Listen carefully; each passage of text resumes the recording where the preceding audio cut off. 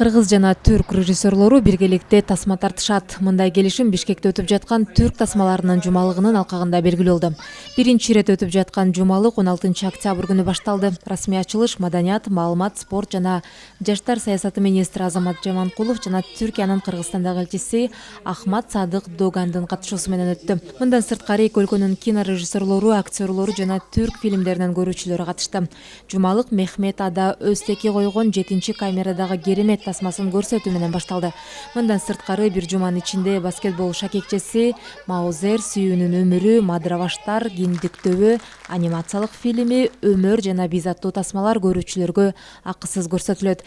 Негизги максат кыргыз-түрк маданий алакасын жакшыртып, кинонун күчүнө негизделген эки өлкө ортосундагы дагы бир көпүрө куруу менен достукту бекемдөө. Мен ойлойм, жакынкы араларда Кыргызстан менен Түркиянын ортосунда бир канча фильмдер пайда болот го депчи.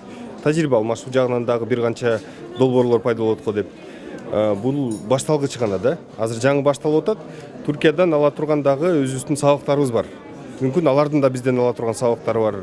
Ошол сабактар менен бири-бирибиз менен бөлүшүш керекпиз. Анан алдыга жылыш керекпиз да.